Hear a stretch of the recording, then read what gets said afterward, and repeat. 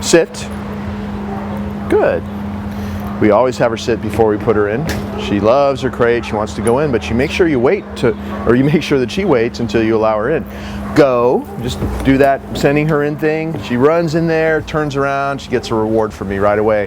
Why wouldn't she not love to go in there every time? We've taught her to stay in there. See, if she tries to come out and take food from you, see what she did? She totally backed up. Then guess what? She gets a nice handful of Natural Balance sausage, which she loves, this Natural Balance stuff. I think this is lamb flavor I'm using right now. And I'm going to reach in and take off her little prong collar. And we always put a choke chain on as well, because we double up the choke chain with the prong collar if we're going to take her on a walk. Then the choke chain, which is always hanging loose, but it's also attached to the clip as well as the prong collar. If this prong collar ever comes off of her, then the choke chain comes into play and we don't lose the dog, and it's just a safe way to do it. Every once in a while, you never know why, these things come off occasionally. So I'm not going to give you the same speech with Henry because we got 2 dogs going home to you, Henry and Fiona, so it applies the same for Henry. And sometimes you don't notice it, but you only put this on one link and then you take him out for a walk and it comes off. So you always want to double up on that other choke chain that's not for training, because the choke chain would be very dangerous because all the pressure's right here and it could hurt their throats. So it's just for safety. So I just want to tell you about that, okay? So when we take this off, we just hang it up on the door. And then she sleeps overnight every night in the crate.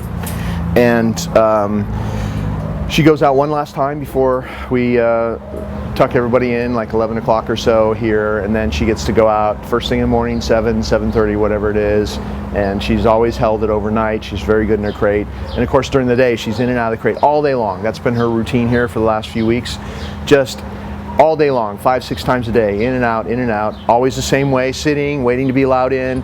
When I open the door, waiting to be allowed out, sit, and then walk through the house on a loose leash, sit at the front door, and then go outside. So it's always the same routine. And if you just do that, that in itself is a whole training routine every day. And she has to go in and outside anyway, so why not use that to make her training better? Because you've got sit stays every day, you've got, or everywhere, she's got to go through the house, and you've got walking on a loose leash through the house, things like that. And then when you open the door, good, if she waits, give her a reward. Make her want to wait even more next time. If she tries to come out before you release her out, no. Give this a little token slam. She knows what that means. You don't want to hit her face or anything, but she's just a puppy, so good. She's very jumpy and very eager to do everything. She's quite anticipatory, so we've been working on that a lot, which you see on all the other video clips of the other exercises we're doing with her. But this is a great one here because she needs to know you control this boundary. Even if you step back like this, good. And she waits, she gets a reward. If she doesn't, you need to be really quick and do that if she doesn't. But I rarely have to do that anymore. As you can see, she's got it. So, when she first comes home, good girl. You may have to do that a little bit because she's going to test you and see if you're going to do all the same things I did here with her. So you need to do this. That's why I video it for you, to show you exactly what to do. And she'll see you as she sees me. If you do the same things I do, she'll start seeing you as being in charge and just doing it without you even having to correct her or anything after a while.